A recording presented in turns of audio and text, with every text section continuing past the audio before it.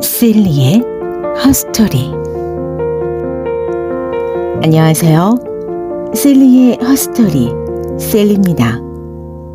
오늘 그녀의 이야기 주인공은 다말입니다.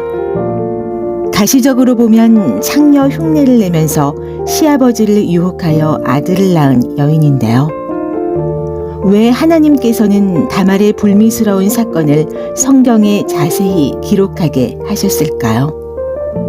지금 그녀의 이야기 시작합니다.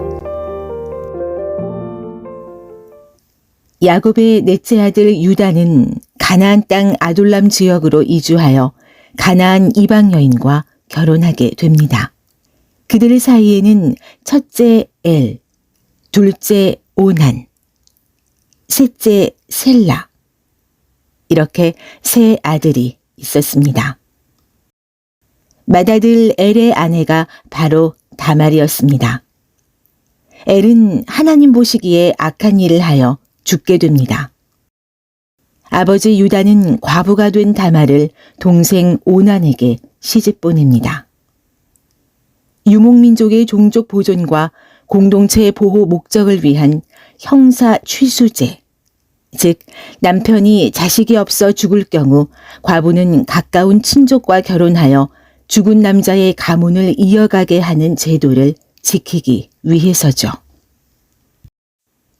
아버지 유다는 오난에게 다말과의 사이에서 아들을 낳으면 형의 아들로 입적하게 하라고 지시합니다.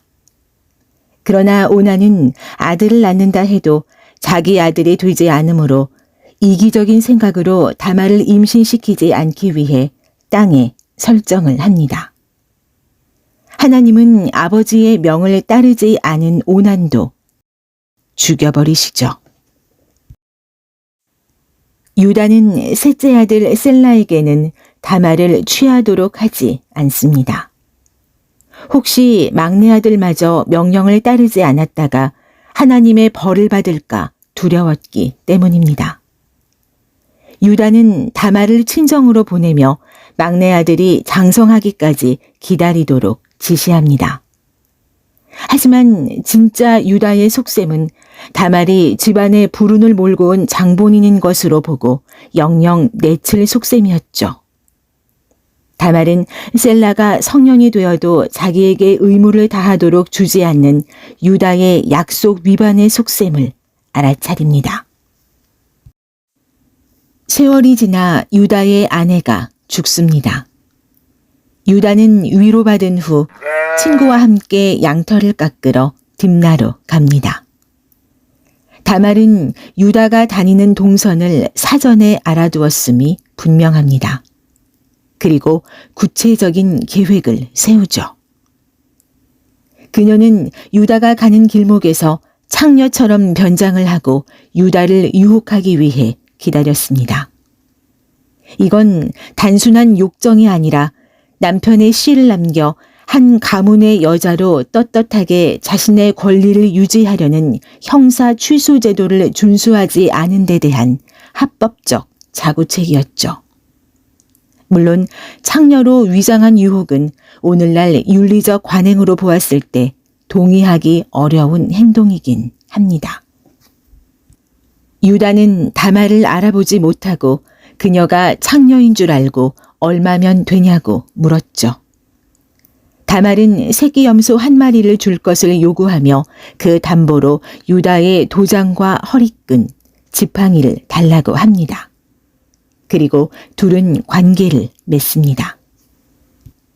다말이 유다와 동침한 지 석 달쯤 후, 유다는 며느리 다말이 임신했다는 소식을 듣고 그 가문의 수장의 권위로 다말을 화형에 처하라고 명령합니다. 다말은 끌려가며 이렇게 말했습니다. 이 물건의 주인이 나를 임신시켰습니다. 이 도장과 끈과 지팡이를 잘 살펴보십시오. 이것이 누구의 것입니까? 다말은 화대로 받은 약조물을 보이며 유다가 뱃속 아기의 아버지임을 밝힙니다. 유다는 자기가 건넨 화대의 담보물을 받아보고 그는 나보다 옳다라고 고백합니다. 다말의 행동은 당대의 합법적인 것이어서 다말은 의롭다고 실토한 것입니다. 유다 자손의 계속성은 유다의 행위보다는 결국 다말이 의로웠고 옳았고 하나님의 뜻에 맞았다는 뜻이죠. 시아버지를 속여 잉태한 다말의 행위는 오늘날에는 용납될 수 없는 일임은 분명합니다. 그러나 유다의 처신에 비해 오히려 더 낫다는 의미가 있습니다. 윤리적 잣대로만 평가할 수는 없는 것이죠. 다말은 유다 가문의 메시아 소망을 이어가게 한 여성이었습니다. 결국 다말은 쌍둥이 아들을 낳아 예수 그리스도의 계보에 오르는 영예를 얻었습니다. 다말 이야기가 구원사의 한 중요한 축으로 예수 그리스도의 족보 속에 자리를 차지하게 된 것은 참으로 놀라운 일이 아닐 수 없습니다. 다말, 그녀의 이야기 어떻게 보셨나요? 다음 시간 또 다른 그녀의 이야기 기대해 주세요.